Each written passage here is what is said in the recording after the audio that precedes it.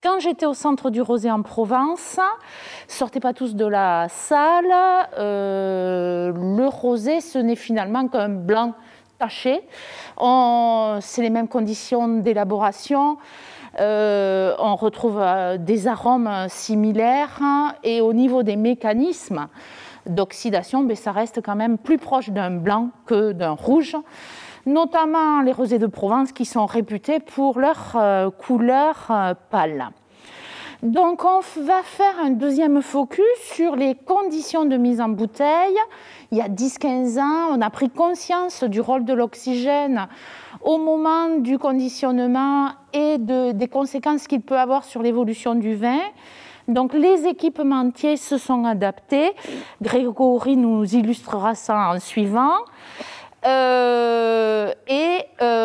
a été sollicité par un équipementier, Guy France, pour pouvoir quantifier les conséquences des conditions de la mise en bouteille. Et on fera un deuxième focus, alors pas sur l'incidence de l'oxygène, mais un autre facteur important au cours de la conservation, c'est la température et les conditions d'exposition de température au moment du transport du vin. Donc là, je vais passer vite. Ah, je peux enlever mon max. C'est agréable. Donc là, je vais passer vite parce que cette diapositive, ce principe-là vous a été rappelé précédemment par Eric et Bertrand. Les sources d'oxygène sont maintenant bien identifiées. Le conditionnement va jouer sur le niveau d'oxygène dissous, vu que quand vous remplissez la bouteille avec du vin, vous mettez le vin au contact d'un espace dans lequel il y a de l'oxygène et que selon comment est fait le parapluie sous la tireuse, vous avez plus ou moins de turbulences favorables à la dissolution.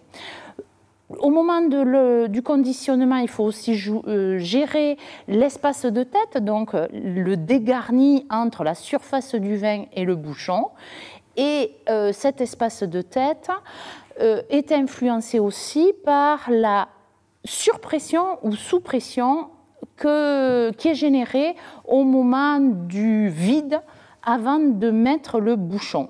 Cet espace de tête va être plus ou moins grand également en fonction de la longueur de votre bouchon ou de la longueur minimale étant le modèle capsule. Voilà, donc on a étudié tous ces paramètres. L'objectif était de montrer comment, en gérant bien son étape de conditionnement, on pouvait jouer sur le niveau de sulfitage avant mise et la durée de vie du vin qui resterait avec un bon niveau de sulfite dans le temps. Donc voilà, et le modèle vin rosé, il était intéressant parce que le rosé marque beaucoup par rapport à l'évolution de ses arômes. Un rosé, c'est frais, fruité, élégant. On ne va pas aller chercher 5 ans de vieillissement et des notes un peu plus complexes. On cherche le fruit frais, friand, et la couleur évolue assez rapidement. Au départ, très rapidement, on va gagner en intensité parce qu'on va perdre en sulfite et une partie les sulfites libres cachent une partie de la couleur rose. Donc, on va avoir un premier gain de couleur rouge et après, les composés polyphénoliques s'oxydent et donc on va virer du rose vers le orange.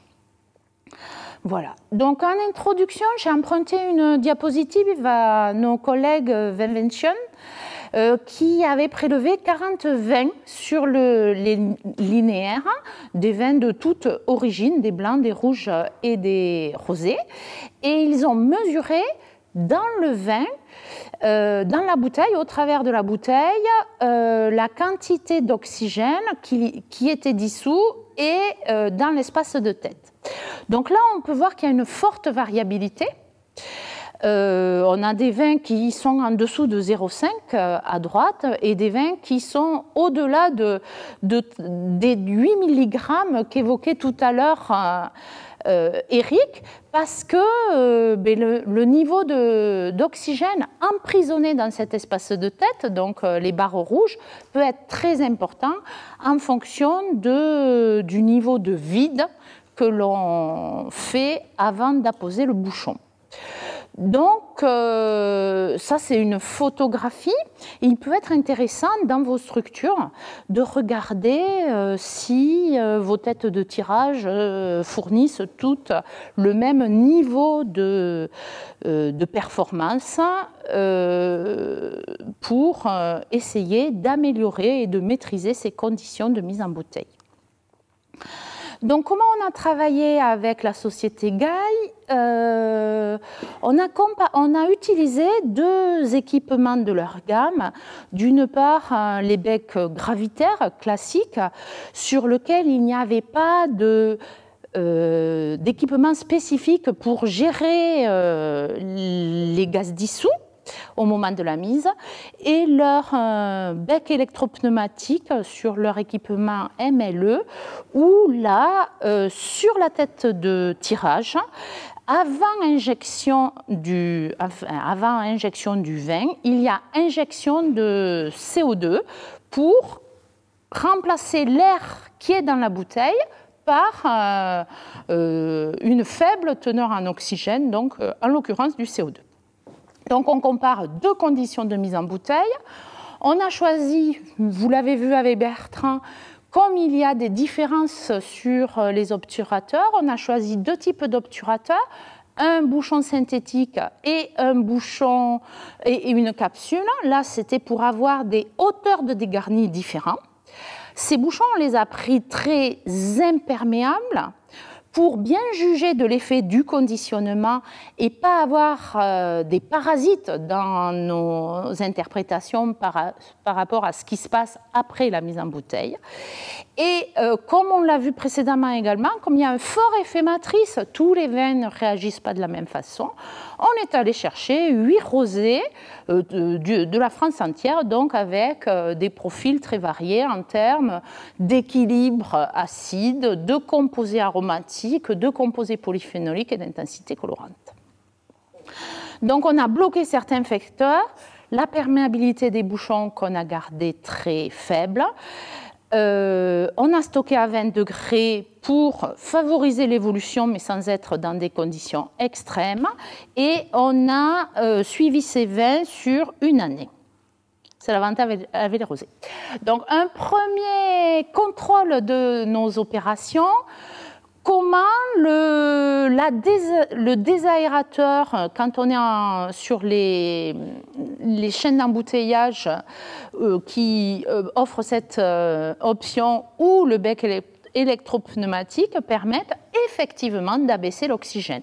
Donc dans l'air, on est à 21% d'oxygène, ce qui se traduit là à 200 hectopascales.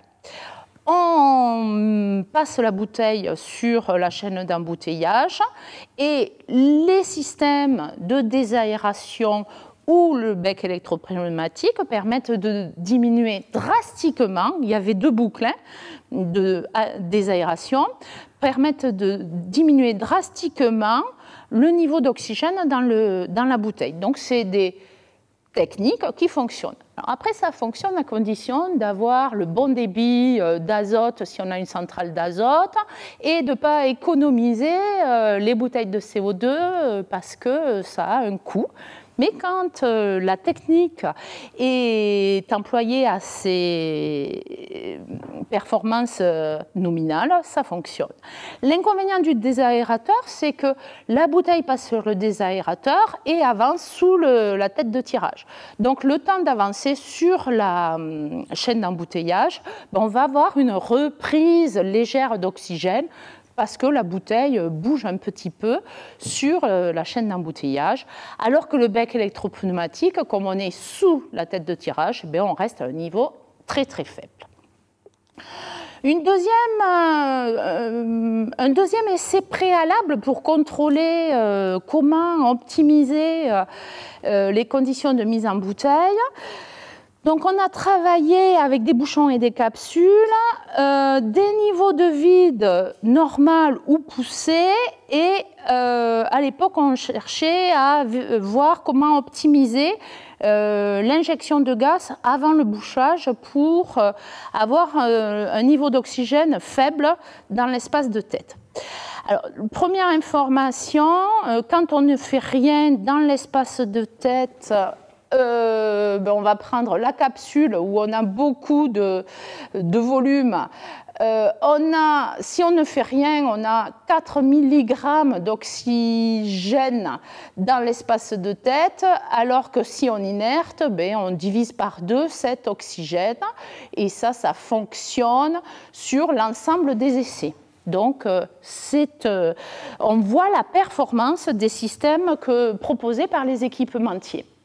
Si maintenant on s'intéresse au niveau de vide, on peut prendre cet exemple, par exemple, là on a un vide normal et là un vide poussé, mais ça va nous permettre de diviser par 2 la quantité d'oxygène dans l'espace de tête. Alors pourquoi? Parce que le niveau de vide, déjà, il va permettre de capter un peu du CO2 qu'il y a dans le vin.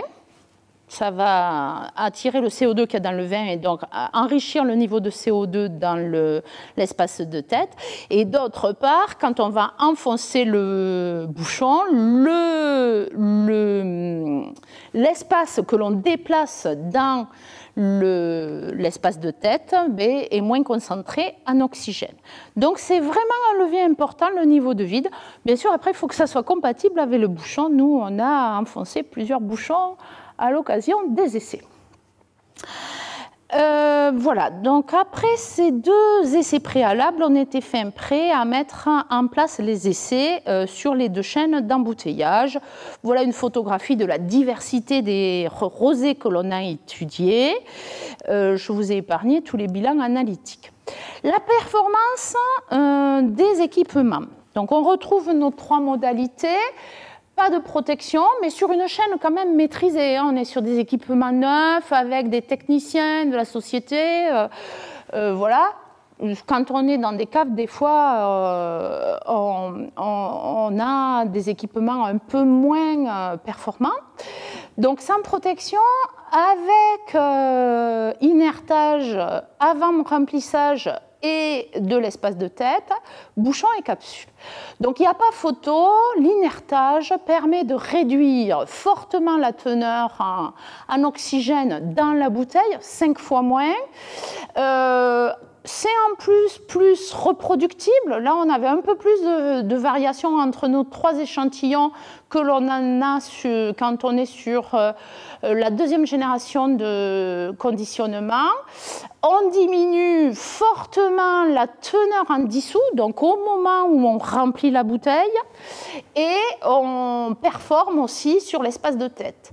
Bouchon-capsule, dans la capsule, avec capsule, vu que l'espace de tête est plus important, on a forcément plus d'oxygène dans cet espace de tête.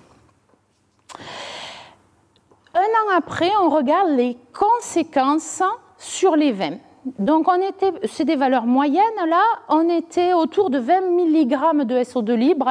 Vous l'avez vu, on s'appuie beaucoup sur cette mesure. La teneur de SO2 libre va évoluer dans les quelques semaines après la mise en bouteille, et plus vous avez d'oxygène, plus votre niveau de SO2 libre va baisser rapidement. Donc, si vous n'avez pas la possibilité de mesurer systématiquement l'oxygène pris au moment de la mise en bouteille, de manière indirecte, la teneur de USO2 mesurée 2 mois après mise en bouteille vous permet de voir si vous avez des conditions performantes ou pas. Donc, bouchon-capsule, on perd rapidement dans les 2 premiers mois du SO2, mais on en perd bien moins que quand on n'a pas maîtrisé le niveau d'oxygène à la mise en bouteille. Et après, ma foi, on voit que les choses évoluent évoluent à peu près de manière parallèle parce que c'est l'effet du bouchon que l'on mesure ensuite et plus l'effet de la mise en bouteille qui, lui, on en voit les conséquences dès 1 mois, 2 mois après la mise en bouteille. Par contre, du moment qu'on a initié des mécanismes, ces mécanismes, ils vont faire que croître dans le temps. Donc finalement, ce qu'on gagne au début, ces écarts vont perdurer dans le temps. Il faut peut-être que j'accélère. Donc l'autre élément marquant, c'est l'effet sur la couleur.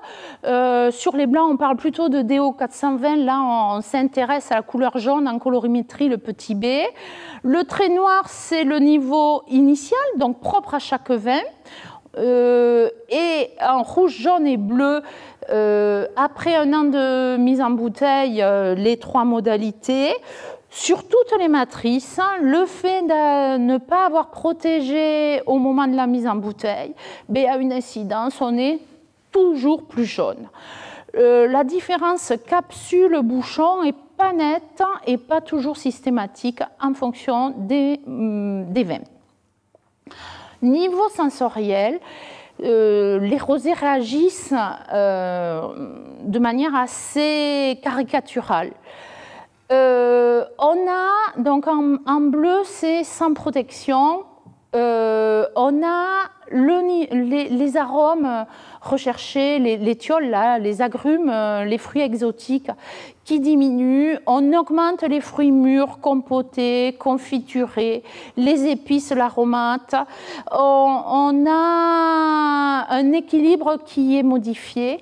C'est pas que le vin est moins bon, mais il est différent. Il est un peu plus sur des caractéristiques mûres et on perd le côté un peu tendu, fruits frais, verts, que sont les agrumes, par exemple. À ce stade, assez peu de différence entre le bouchon et la capsule. Si on fait un bilan des moyennes des 8 matrices après 12 mois, toutes les différences sont significatives.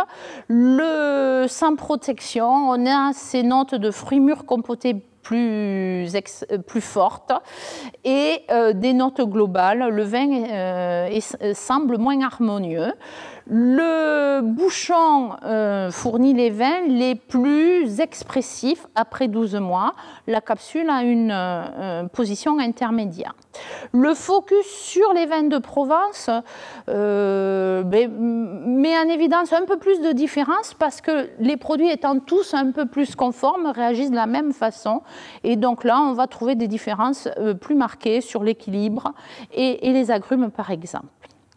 Voilà, donc en conclusion, les équipementiers au sens large ont su s'adapter et là, dans le cadre de notre service pour les entreprises de la filière, donc dans le cadre d'IAV Service, on a mené cette étude qui permet de caractériser la performance de l'équipement et de voir les conséquences sur l'évolution du produit. Donc pour limiter l'oxygène au moment de la mise en bouteille, première chose, je ne l'ai pas évoqué, mais il faut s'assurer que l'oxygène est déjà bas dans le vin avant le conditionnement, parce que les étapes, on l'a vu, de stabilisation, d'assemblage, de filtration, peuvent entraîner un niveau d'oxygène important avant la mise en bouteille. Dans ce cas-là, soit on attend, soit on désoxygène.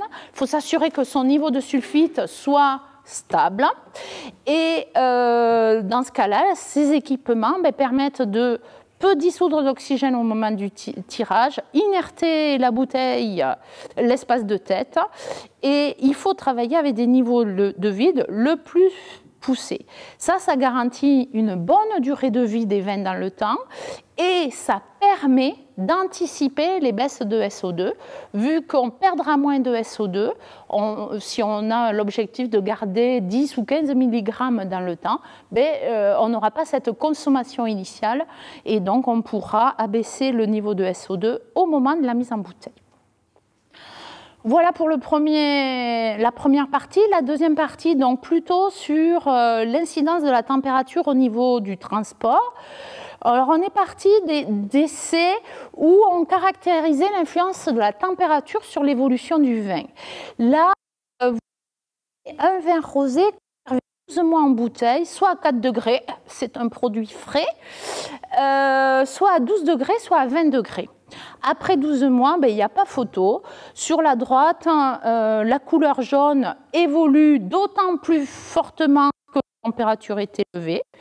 Et sur la gauche, le profil passe d'un vin fruité, frais, et agréable, à des choses plus fermées, plus éteintes, plus fanées.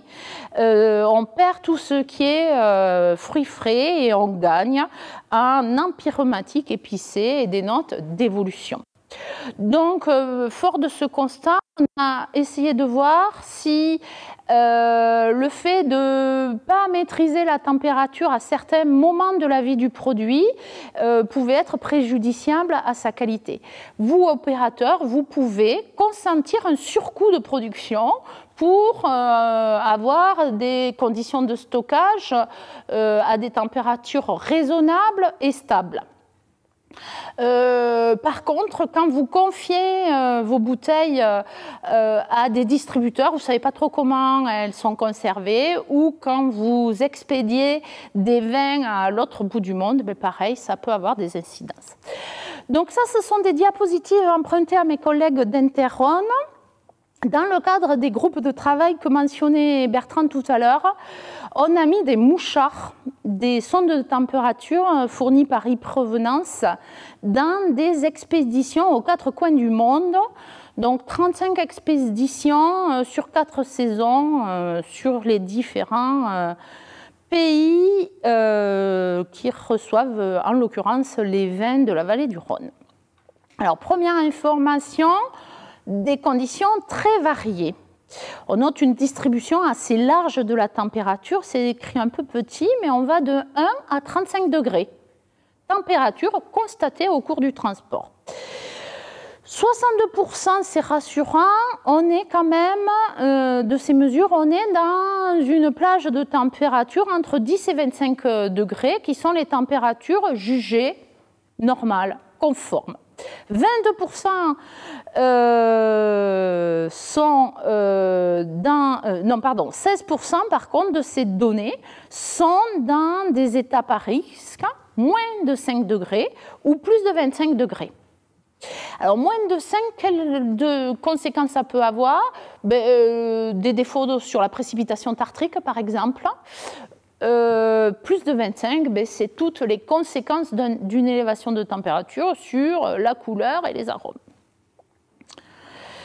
Voilà.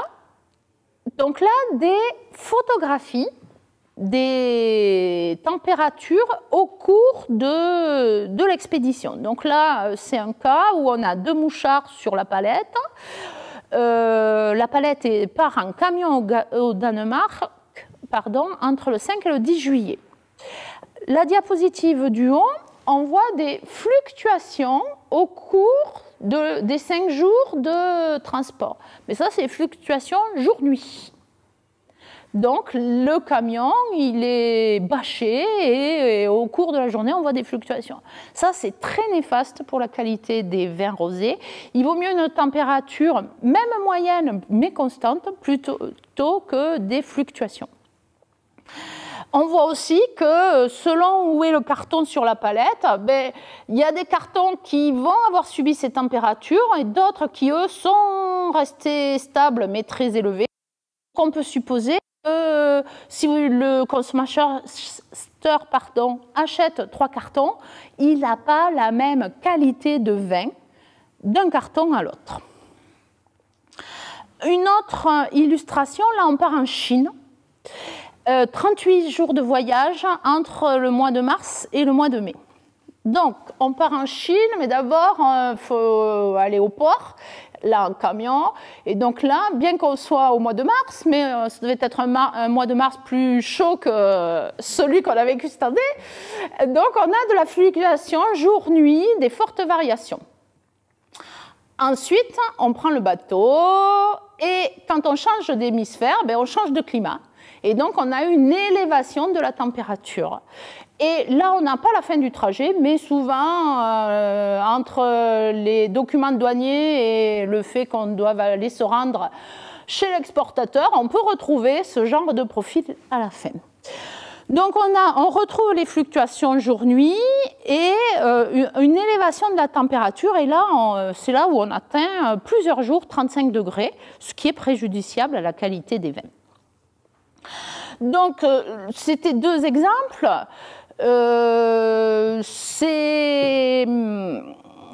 C'est pas généralisable, vu que selon les conditions de transport, la climatologie, on a des variations inhérentes aux conditions atmosphériques, mais il faut avoir conscience des conditions auxquelles on va exposer les vins pour, d'une part, s'assurer que tous les autres leviers qui vont influencer la qualité du vin sont bien optimisés quand on est susceptible dans des conditions moins favorables, ou accepter un surcoût, par exemple, de partir en conteneur réfrigéré si votre vin est très sensible.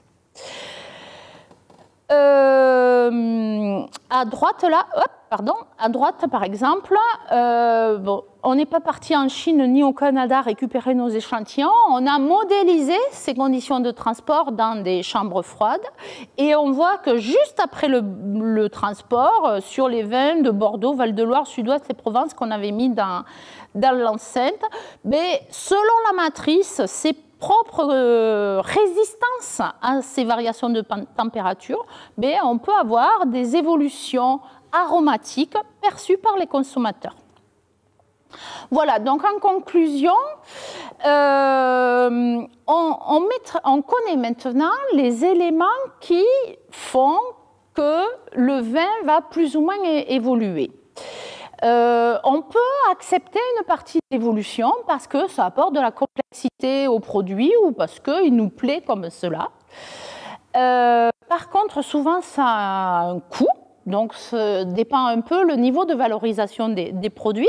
Et on sait que de nos jours, ce n'est pas toujours évident. Et on se doit, si possible, d'adapter ces pratiques au circuit de distribution.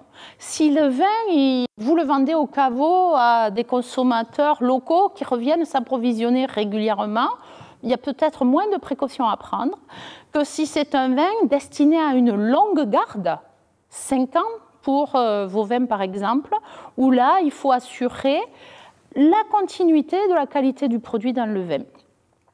Alors tout ça, c'est sans parler de l'impact environnemental qui de nos jours compte. Je vous ai parlé sur la fin de l'importance du froid. C'est environnementalement pas toujours compatible avec ses convictions. Et comme le rappelait tout à l'heure Bertrand, c'est sur des vins qui, globalement, étaient sulfités, parce que c'est des études qui remontent à une dizaine d'années. On était moins sensible aux questions de sulfitage des vins, et donc on était autour de 25 mg de SO2 sur les vins avant mise en bouteille, SO2 contrôlé. Ces conséquences des étapes au moment de la mise en bouteille ont d'autant plus de conséquences sur la durée du vin que le vin est faiblement sulfité, parce qu'on sait que les sulfites sont nos alliés pour bloquer les mécanismes biochimiques naturels qui produisent dans le vin. Voilà, donc vous pourrez retrouver l'ensemble de ces résultats sur les sites vignevin.com, le site de l'IFV, ou celui du Centre du Rosé.